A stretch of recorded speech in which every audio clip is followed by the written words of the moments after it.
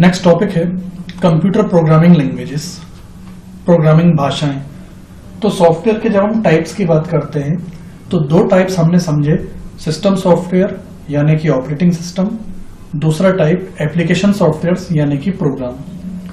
तीसरा पार्ट हमें समझना है कंप्यूटर प्रोग्रामिंग लैंग्वेजेस। तो यहां पर यह बात आप अच्छे से समझ लें कि कंप्यूटर में प्रबंधन करने के लिए, मैनेजमेंट करने के लिए ऑपरेटिंग सिस्टम को हेल्प ली जाती है, यानी कि सिस्टम सॉफ्टवेयर की हेल्प ली जाती है। प्रोग्रामों पर काम करने के लिए प्रोग्राम्स होने भी चाहिए, तो प्रोग्राम्स को ही एप्लीकेशन प्रोग्राम्स कहा जाता है, एप्लीकेशन सॉफ्टवेयर्स कहा जाता है। तो ये समझ लीजिए कि काम करने के लिए, ऑपरेशंस करने के लिए हमें जरूरत है एप्लीकेशन सॉफ्टवेयर्स की यानी कि प्रोग्राम्स की। उन सबको मैनेज करने के लिए जरूरत है ऑपरेटिंग सिस्टम की यानी कि सिस्टम सॉफ्टवेयर की। अब सवाल ये पैदा होता है कि इन सॉफ्टवेयर्स को बनाया कैसे जाए, यानी कि जिन सिस्टम सॉफ्टवेयर्स की हम बात कर रहे हैं या जिन एप्लीकेशन सॉफ्टवेयर्स की हम बात कर रहे हैं उन्हें क्रिएट भी तो किया जाता होगा। तो इन्हें क्रिएट करने के लिए भी हमें सॉफ्टवेयर की जरूरत है, यानी कि इनको बनाने के लिए भी हमें एक सॉफ्टवेयर की जरूरत है।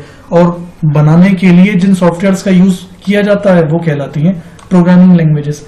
यूं समझ लीजिए कि जो प्रोग्राम्स आप अपने सामने देखते हो, जो सॉफ्टवेयर्स आप देखते हो आपके सामने, वो भले ही MS वर्ड हो, एक्सेल हो, पावर पॉइंट हो या फिर कस्टमाइज सॉफ्टवेयर जो आप शॉपिंग मॉल में देखते हो या किसी अकाउंटेंट के पास देखते हो या बैंक में देखते हो, बैंकिंग सॉफ्टवेयर, या ट्रेन रिजर्वेशन कराने के लिए आप जो सॉफ्टवेयर देखते हो, इन सॉफ्टवेयर्स को कभी ना कभी तो क्रिएट किया ही जाता होगा। तो इन सॉफ्टवेयर्स को क्रिएट करने के लिए जिन सॉफ्टवेयर्स की जरूरत होती है वो सॉफ्टवेयर कहलाते हैं कंप्यूटर प्रोग्रामिंग लैंग्वेजेस। मोटे तौर पे आप ये समझ लें कि कंप्यूटर प्रोग्रामिंग लैंग्वेजेस की हेल्प से ही सॉफ्टवेयर्स को क्रिएट किया जाता है। देखिए, सॉफ्टवेयर्स जो इस तरह से काम करते हैं तो उन्हें कभी ना कभी तो समझाया ही जाता होगा सिस्टम को कि यूजर जब इस तरह की एक्टिविटी करे तो सिस्टम को, प्रोग्राम को क्या रिस्पॉन्स देना है, यूजर अगर इस तरह का ऑपरेशन करे तो प्रोग्राम को क्या रिस्पॉन्स देना है। तो कुल मिला के प्रोग्राम बनाने के लिए कंप्यूटर को कुछ ना कुछ तो समझाया जाता है, और समझाने के लिए जिस सॉफ्टवेयर का यूज करते हैं वो कहलाती है प्रोग्रामिंग लैंग्वेजेस। यहां पर मैं एक बात क्लियर कर दूं कि कंप्यूटर क्योंकि एक इलेक्ट्रॉनिक डिवाइस है तो इसे केवल निर्देशों के रूप में दो ही बात चीजें समझ में आती हैं, वो है 0 और 1। कंप्यूटर देखिए इलेक्ट्रॉनिक डिवाइस होने के कारण सिग्नल्स पर बेस्ड है। डेटा इसके पास, आप भले ऑडियो स्टोर करें इसके अंदर या वीडियो स्टोर करें या टेक्स्ट स्टोर करें, हमें ऑडियो सुनाई देता है, वीडियो हम देखते हैं, टेक्स्ट भी हम लोग देखते हैं। हम लोग को टेक्स्ट की तरह दिखता है, ऑडियो की तरह सुनाई देता है, वीडियो की तरह दिखता है। लेकिन सच बात यह है कि कंप्यूटर सिस्टम में ये सारा डेटा 0 और 1 के फॉर्म में स्टोर होता है, क्योंकि सारा डेटा सिग्नल्स के फॉर्म में ही इसके पास आता है, सिग्नल्स के फॉर्म में ही ये डेटा देता है। और सिग्नल बनते हैं 0 और 1 से। याद रखिएगा, signals are usually, digital signals की बात कर रहा हूं मैं, digital signals are usually created through 0 and 1। तो यहाँ पर जो भी डेटा कंप्यूटर के पास होता है that is always in the form of 0 and 1। और कंप्यूटर सिस्टम इनफैक्ट 0 और 1 के अलावा कुछ समझ सकता भी नहीं है। कंप्यूटर सिस्टम को देखा जाए तो एक ही भाषा समझ में आती है, वो है 0 और 1। तो कंप्यूटर सिस्टम को समझाने के लिए शुरुआत में सबसे पहले शुरुआती समय में जिस पहली प्राथमिक भाषा का प्रयोग किया गया था वो स्वाभाविक ही यही भाषा थी, 0 और 1। और इस 0 और 1 की भाषा को हम मशीन लैंग्वेज के नाम से जानते हैं। याद रखिएगा, मशीन लैंग्वेज यानी कि कंप्यूटर की खुद की लैंग्वेज, कंप्यूटर की खुद की भाषा जो कि 0 और 1 से मिलकर बनी हुई होती है। इसे ही बाइनरी लैंग्वेज के नाम से भी जाना जाता है, बाइनरी भाषा जो कि 0 और 1 से मिलकर बनी हुई होती है। तो क्योंकि कंप्यूटर सिस्टम वास्तविकता में केवल 0 और 1 की भाषा ही समझ सकता है, इसलिए कंप्यूटर सिस्टम के शुरुआती समय में कंप्यूटर सिस्टम को समझाने के लिहाज से जिस भाषा का सबसे पहले प्रयोग किया गया था वो भाषा थी या है बाइनरी लैंग्वेज के नाम से जानी जाती है। इस चार्ट में आप देखेंगे तो आपको ये बात समझ में आएगी, कंप्यूटर प्रोग्रामिंग भाषाओं में सबसे पहले कैटेगरी रखी गई है मशीन भाषाएं, जो मैंने आपको बताया मशीन लैंग्वेज। मशीनी भाषा कंप्यूटर की आधारभूत यानी कोर लैंग्वेज है, बेसिक भाषा है। यह केवल 0 और 1 दो अंकों के प्रयोग से ही लिखी जाती है, 0 और 1 से ही समझी जाती है। तो देखिए, कंप्यूटर समझता भी 0 और 1 है, और अगर आप निर्देश भी 0 और 1 में ही दोगे तो इसे किसी कन्वर्टर की जरूरत नहीं है। मतलब यूं समझ लीजिए कि अगर आपको बंगाली भाषा आती है, हिंदी नहीं आती मान लीजिए, और अगर आपको बंगाली आती है और मैं बंगाली बोल रहा हूं तो कोई दिक्कत ही नहीं है। लेकिन अगर आपको सिर्फ बंगाली आती है और मैं हिंदी में बात कर रहा हूं तो कहीं ना कहीं हमें कन्वर्टर की जरूरत पड़ेगी, जो मेरी हिंदी भाषा को आपको बंगाली में समझाए और आपकी बंगाली भाषा मुझे हिंदी में समझाए। तो जब कंप्यूटर सिस्टम को समझ में ही 0-1 आता है और हम निर्देश भी 0-1 में देंगे तो there is no need to have a converter over there, तो वहां पे किसी प्रकार के कन्वर्टर की जरूरत नहीं है। यही बात यहाँ लिखी हुई है। इसे किसी अनुवादक प्रोग्राम की जरूरत नहीं होती है। यहाँ पर मैं समझा दूं कि 0 और 1 के थ्रू कंप्यूटर सिस्टम को समझाना बहुत ज्यादा एक कॉम्प्लिकेटेड वर्क है। अभी मैं आपसे कहूं, अपन एक प्रैक्टिकल बात करें, मैं आपसे बोलूं कि पानी को हम 101001 बोलेंगे आज से, चाय को हम 101000 बोलेंगे आज से, तो ये प्रैक्टिकली चीजों को याद करना लगभग नामुमकिन के बराबर है। तो ये बहुत ज्यादा यूजर फ्रेंडली नहीं कही जा सकती। इसीलिए आगे जैसे जैसे टेक्नोलॉजी बढ़ी तो प्रोग्रामिंग लैंग्वेजेस अब पूरी तरह से, आज के समय की हम बात करें तो प्रोग्रामिंग लैंग्वेजेस पूरी तरह से अब इंग्लिश बेस्ड हो चुकी हैं। इंग्लिश बेस्ड मतलब उसमें इंग्लिश शब्दों का प्रयोग किया जाता है, इंग्लिश कीवर्ड्स का प्रयोग किया जाने लगा है। तो अब जो प्रोग्रामिंग लैंग्वेजेस में हम इंग्लिश कीवर्ड्स का यूज करने लगे हैं, तो हमें कभी भी यह नहीं समझना चाहिए कि कंप्यूटर आजकल इंग्लिश समझने लगा है। देखिए, कंप्यूटर एक इलेक्ट्रॉनिक मशीन है, सिग्नल्स पर आधारित है। वो पहले भी 0-1 ही समझती थी, वो आज भी 0-1 ही समझती है। बस फर्क ये है कि हमने अपनी सुविधा को ध्यान में रखते हुए जल्दी जल्दी निर्देश दे सकें, इस बात को ध्यान में रखते हुए ऐसी प्रोग्रामिंग लैंग्वेजेस डेवलप कर ली हैं जिसमें हम लिखते हैं इंग्लिश कोड वर्ड्स, लेकिन कंप्यूटर को वो इंग्लिश कोड वर्ड समझ में नहीं आते हैं। वो फिर कन्वर्टर की सहायता से उन्हें 1-0 में परिवर्तित कर लेता है और फिर जो आउटपुट, वो जो रिस्पॉन्स वो 1-0 के कोड वर्ड में देता है, हमारा कन्वर्टर उसे इंग्लिश में कन्वर्ट करके हमको समझा देता है। तो वो जिन लैंग्वेजेस की मैं बात कर रहा हूं वो उच्च स्तरीय भाषाएं हैं जिन्हें हम हाई लेवल लैंग्वेज के नाम से जानते हैं। फिलहाल हम शुरुआती स्टेप पे वापस आते हैं। मैंने आपको ये बताया कि कंप्यूटर सिस्टम को केवल 0-1 समझ में आता है। तो शुरुआती समय में जब उच्च स्तरीय भाषाएं नहीं होती थी तो उस समय कोई विकल्प नहीं था, हमें कंप्यूटर से बात करने के लिए, कंप्यूटर को समझाने के लिए 0 और 1 का इस्तेमाल करना ही होता था। इसके अलावा हमारे पास कोई चॉइस बिल्कुल भी नहीं थी। अब कंप्यूटर सिस्टम को जब हम 0 और 1 के थ्रू निर्देश देने लगे, 0 और 1 के माध्यम से समझाने लगे, तो कंप्यूटर उन बातों को समझने लगा। लेकिन ये हमारे लिए परेशानी थी कि हम हर एक बात को 0 और 1 में पहले कन्वर्ट करें, फिर सिस्टम को इंस्ट्रक्ट करें, तो वो बहुत ज्यादा लेंदी प्रोसेस हो जाती थी। तो उसके बाद डेवलप हुई असेंबली लैंग्वेजेस। असेंबली लैंग्वेजेस में, ये मैं धीरे धीरे स्क्रॉल कर देता हूं ताकि आप ये नोट कर सकते हैं मशीनी भाषाओं की विशेषताएं। मशीनी भाषाएं यानी मशीन लैंग्वेज, बाइनरी लैंग्वेज, इन्हें आप नोट कर सकते हैं। अब मैं बात करता हूं असेंबली लैंग्वेज के बारे में। तो असेंबली लैंग्वेज में 0-1 का तो प्रयोग किया ही जाता था, यहां पर थोड़े बहुत निमोनिक कोड्स का प्रयोग किया गया। निमोनिक में मैं आपको बता दूं कि M साइलेंट होता है। निमोनिक कोड वर्ड्स में कुछ कोड वर्ड्स का इस्तेमाल किया गया जिनके पहले से बाइनरी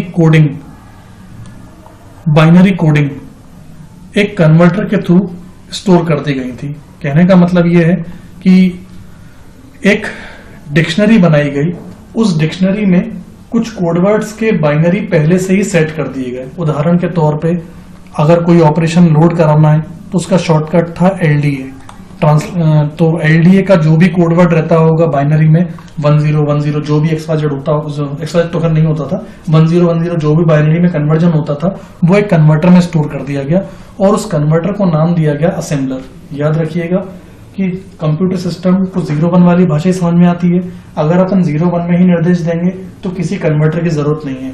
लेकिन क्योंकि सुविधा के हिसाब से हमने असेंबली लैंग्वेज में 0-1 के अलावा इस तरह के निमोनिक कोड्स यूज किए। अब निमोनिक कोड्स स्वाभाविक है कंप्यूटर के समझ में नहीं आएंगे क्योंकि कंप्यूटर सिस्टम को 0-1 के अलावा कुछ समझ में नहीं आता। तो असेंबली लैंग्वेज के साथ एक कन्वर्टर प्रयोग में लिया गया, उस कन्वर्टर को कहा जाता है असेंबलर। उस असेंबलर में इस तरह के कोड्स और उनके बाइनरी मीनिंग्स को पहले से ही स्टोर कर दिया गया। ये एक डिक्शनरी की तरह आप समझ लीजिए, डिक्शनरी की तरह। तो होता यह था कि असेंबली भाषा में हम लोग इस तरह के LDA जैसे कुछ कोडवर्ड्स का इस्तेमाल करते थे और असेंबलर उन्हें बाइनरी में कन्वर्ट करके सिस्टम को समझा देता था। उसी प्रकार सिस्टम जो रिस्पॉन्स देता था बाइनरी में, असेंबलर उन्हें वापस इंग्लिश में कन्वर्ट करके हमको समझा देता था। तो असेंबली लैंग्वेज में बहुत हद तक बाइनरी का भी यूज किया गया और इस तरह के कोड वर्ड्स का भी यूज किया गया। अब कोड वर्ड्स का इस्तेमाल होने के कारण ये लैंग्वेज मशीन लैंग्वेज की तुलना में थोड़ी आसान हो गई, क्योंकि मशीन लैंग्वेज में तो 0 और 1 के अलावा कुछ था नहीं, तो यहाँ 0 1 भी थे और 0 1 के अलावा इस तरह के कोड वर्ड्स भी थे। इनको मैं धीरे धीरे स्क्रॉल कर रहा हूं ताकि आप इन्हें नोट कर सकते हैं। जब असेंबली लैंग्वेज को बहुत ज्यादा सक्सेस मिली और लगा कि हाँ इससे बहुत ज्यादा हमको सुविधा हुई है, तो हाई लेवल लैंग्वेजेस डेवलप की गई। हाई लेवल लैंग्वेजेस के बारे में मैं आपको बता दूं कि हाई लेवल लैंग्वेजेस में पूरी तरह से इंग्लिश कीवर्ड्स का ही प्रयोग किया जाने लगा था, क्योंकि 0 1 में हमको कभी भी सुविधा नहीं रही है। तो हाई लेवल लैंग्वेजेस में डिक्शनरी डेवलप की गई और यूजुअली 2 तरह की डिक्शनरीज डेवलप की गई, पहली कंपाइलर और दूसरी इंटरप्रेटर। यहां मैं इन दोनों के डिफरेंस अभी आपको बता दूंगा। फिलहाल आप यूं समझ लीजिए कि हाई लेवल लैंग्वेजेस में हम लोगों को निर्देश इंग्लिश में ही देने होते हैं और ये इनमें लगे हुए कन्वर्टर उन इंग्लिश कीवर्ड्स को बाइनरी में परिवर्तित कर देते हैं।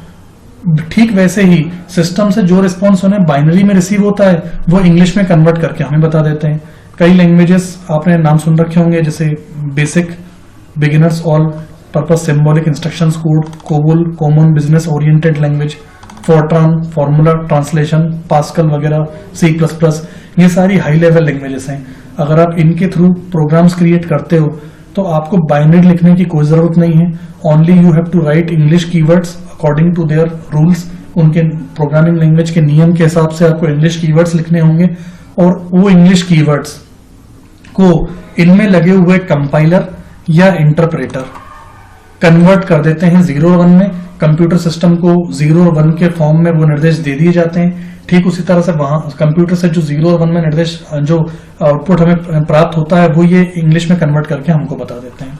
कुल मिला के यहाँ पर भी स्वाभाविक है, क्योंकि हम बाइनरी 0 1 का प्रयोग नहीं कर रहे हैं, तो यहाँ पर कन्वर्टर प्रोग्राम की आवश्यकता तो है ही। अब मैं आपको बता दूं कि कन्वर्टर के फॉर्म में कंपाइलर और इंटरप्रेटर यूज में लिए जाते हैं, लेकिन इन दोनों में डिफरेंस क्या है तो बहुत अच्छे तरीके से आप समझ लीजिए। कंपाइलर और इंटरप्रेटर में खास अंतर यह है कि इंटरप्रेटर एक समय में केवल एक लाइन के इंग्लिश शब्दों को बाइनरी में ही परिवर्तित करता है। उदाहरण के लिए मान लीजिए कि ये कुछ हमने इंस्ट्रक्शंस लिखे हैं, मान लीजिए कि पैराग्राफ इंस्ट्रक्शंस का है, तो इंटरप्रेटर क्या करेगा, पहले पहली लाइन के इंस्ट्रक्शंस को बाइनरी में कन्वर्ट करेगा, फिर दूसरी लाइन के इंस्ट्रक्शंस को बाइनरी में कन्वर्ट करेगा, फिर तीसरी लाइन के इंस्ट्रक्शंस को बाइनरी में कन्वर्ट करेगा। जबकि कंपाइलर की कैपेसिटी क्या होती है कि ये पूरे पेज के सारे निर्देशों को एक ही बार में बाइनरी में कन्वर्ट करने की क्षमता रखता है। मतलब यूं समझ लीजिए कि आप कंपाइलर ज्यादा कैपेबल है, इसकी स्पीड ज्यादा है, क्योंकि ये एक ही समय में पूरे पेज के पूरे प्रोग्राम के निर्देशों को बाइनरी में कन्वर्ट कर सकता है, जबकि इंटरप्रेटर एक समय में केवल एक ही लाइन, एक ही निर्देश को बाइनरी में कन्वर्ट कर पाता है। तो कई हाई लेवल लैंग्वेजेस कंसिस्ट होती हैं कंपाइलर से, कई हाई लेवल लैंग्वेज कंसिस्ट होती हैं इंटरप्रेटर से। दोनों में समानता यह है कि दोनों का ही काम है इंग्लिश कीवर्ड्स को बाइनरी में कन्वर्ट करना और ठीक उसके विपरीत बाइनरी कीवर्ड्स को इंग्लिश में कन्वर्ट करना। लेकिन असमानता जो मैंने आपको बताई, कंपाइलर फास्ट है, एक ही टाइम में सारे इंस्ट्रक्शंस को कन्वर्ट कर सकता है, जबकि इंटरप्रेटर फास्ट नहीं कहा जा सकता, ये एक टाइम में केवल एक ही इंस्ट्रक्शन को कन्वर्ट कर सकता है। लैंग्वेजेस की नेक्स्ट कैटेगरी हमको समझनी है, जो कि है 4th जनरेशन लैंग्वेजेस, जिसे हम यूजुअली 4GL के नाम से जानते हैं। अभी मैंने आपको हाई लेवल लैंग्वेजेस के बारे में बताया कि हाई लेवल लैंग्वेजेस में हमें बाइनरी लिखने की कोई जरूरत नहीं है। Only merely we have to write English keywords और जो हाई लेवल लैंग्वेजेस में कंपाइलर या इंटरप्रेटर होते हैं वो उन इंग्लिश कीवर्ड्स को बाइनरी में कन्वर्ट कर देते हैं। अब इसके बाद 4GL लैंग्वेजेस भी कंपाइलर यूजुअली कंपाइलर से ही कंसिस्टेड होती हैं, यहां पर भी इंग्लिश कीवर्ड्स ही लिखे जाते हैं, लेकिन इन्हें 4GL इसलिए कहा जाता है कि ये हाई लेवल लैंग्वेजेस के कंपैरिजन में फास्ट लैंग्वेजेस हैं और स्मार्ट कही जा सकती हैं। स्मार्ट मतलब इनमें एरर ढूंढना, एरर फाइंड आउट करना बहुत ज्यादा इजी होता है और इनके एडिटर्स यूजुअली इतने स्मार्ट होते हैं कि छोटी मोटी मिस्टेक्स जो हम प्रोग्रामिंग में करते हैं वो लगभग खुद ही सही कर देते हैं। जैसे गलती से हमने स्पेस नहीं छोड़ा या कोई कीवर्ड हम लोग को याद नहीं आ रहा है तो वो ऑटोमेटिकली हम लोगों को स्मार्टली वो हिंट दे देंगे, या जैसे ही आपने कंट्रोल के साथ एंटर करा तो वो ऑटोमेटिकली कोड को टाइप कर देंगे। तो 4GL का मतलब ऐसी स्मार्ट लैंग्वेजेस से है जो हाई लेवल होने के कारण, हाई लेवल उनको इसलिए कहा जा सकता है क्योंकि इंग्लिश कोड वर्ड लिखना है, लेकिन हाई लेवल के कंपैरिजन में ये ज्यादा फास्ट है।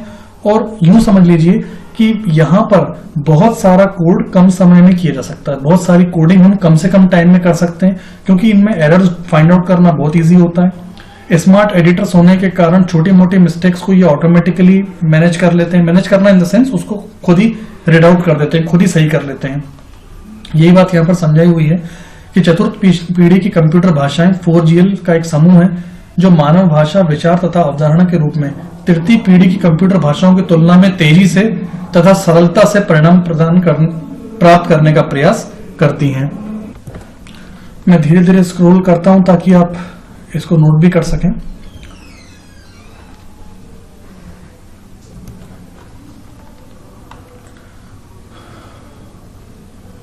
जैसा मैंने आपको बताया कि 4GL लैंग्वेजेस के एडवांटेजेस, 4GL लैंग्वेजेस की भाषा को सीखना सरल है क्योंकि ये यूजर फ्रेंडली होती हैं और इसमें सॉफ्टवेयर का विकास करना आसान है। आसान इन द सेंस ऐसा है कि यूजर फ्रेंडली होने के कारण, स्मार्ट एडिटर होने के कारण और बहुत सारी चीजें रेडीमेड होने के कारण, टूल बॉक्स वगैरह की फैसिलिटी मिलने के कारण, ऑटोमेटिक कोडिंग जैसी फीचर्स होने के कारण। ऑटोमेटिक कोडिंग से मतलब ये है कि आप केवल ड्रैग एंड ड्रॉप के थ्रू, आप केवल ड्रैग और ड्रॉप करें किसी टूल को, उसकी कोडिंग ऑटोमेटिकली रीराइट हो जाती है। तो इस तरह के फीचर को ऑटोमेटिक कोडिंग राइटर भी कहा जाता है। तो इसलिए इस तरह के सॉफ्टवेयर प्रोग्रामिंग लैंग्वेजेस का बेनिफिट ये है कि कम टाइम का कंजम्पशन किए, कम एफर्ट्स लगाए, बहुत कम कोडिंग के थ्रू डेवलपमेंट बहुत ज्यादा किया जा सकता है। जबकि पहले ऐसा होता था कि कोडिंग बहुत सारी करनी पड़ती थी और आउटपुट हमें थोड़ा सा मिलता था। टेक्सचुअल इंटरफेस के साथ ग्राफिकल इंटरफेस तो खैर इनमें होता ही है। प्रोग्रामरों की चतुर्थ पीढ़ी की भाषाओं के विकल्प उपलब्ध होते हैं। भाषाओं के विकल्प मतलब अब रीजनल लैंग्वेजेस में भी आपको ये चीजें अवेलेबल हो जाती हैं। तो भाषाओं के विकल्प कई ज्यादा हैं। भाषाओं में, चतुर्थ पीढ़ी की भाषाओं में यानी 4GL में प्रोग्रामिंग में कम निर्देश लिखने होते हैं। जैसा मैंने पहले आपको बताया था कि निर्देश कम लिखने होते हैं, आउटपुट हमें काफी बड़ा मिलता है। भाषाओं की उपलब्धता कठिन है। जैसा मैंने आपको बताया कि लैंग्वेजेस की वैरायटी बहुत ज्यादा अवेलेबल है और रीजनल लैंग्वेजेस में भी हमको इसके बेनिफिट्स मिल रहे हैं। तो ओवरऑल बात यह है कि इन सारी जितनी भी तरह की लैंग्वेजेस हैं उन्हें 4 तरह की कैटेगरीज में डिवाइड किया गया है। यहाँ पर सबसे पहले मशीन लैंग्वेज, जिसमें हमें इंस्ट्रक्शन भी 0-1 में देने होते हैं, कंप्यूटर समझता भी डायरेक्टली है इसको, किसी तरह के कन्वर्टर की कोई जरूरत नहीं होती। सेकेंडली, मशीन लैंग्वेज के बाद डेवलप हुई असेंबली लैंग्वेज। इसमें कुछ इंग्लिश कीवर्ड्स का प्रयोग किया गया और इंग्लिश कीवर्ड्स होने के कारण कन्वर्टर की जरूरत थी, तो इसमें असेंबलर नाम के कन्वर्टर का यूज किया गया। याद रखिएगा, असेंबलर कन्वर्टर को असेंबली लैंग्वेज के साथ ही यूज में लिया जाता था।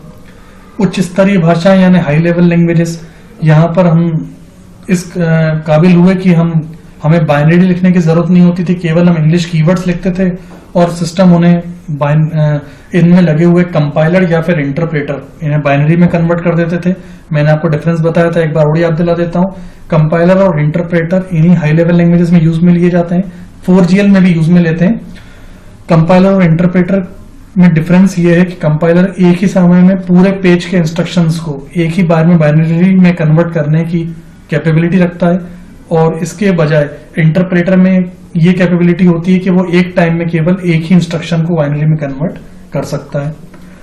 4GL ऑब्वियसली पूरी तरह से इंग्लिश कीवर्ड्स पर बेस्ड है। स्मार्ट लैंग्वेजेस कही जा सकती हैं, अभी के टाइम के एडवांस लैंग्वेजेस 4GL लैंग्वेजेस हैं। यूजुअली इनमें कंपाइलर का ही यूज किया जाता है और फास्ट प्रोग्रामिंग करने के लिए कम से कम निर्देशों की सहायता से बड़ा आउटपुट गेन करने के लिए बड़े से बड़ा प्रोग्राम डेवलप करने में इन प्रोग्रामिंग लैंग्वेजेस की बहुत ज्यादा यूज में ली जाती हैं।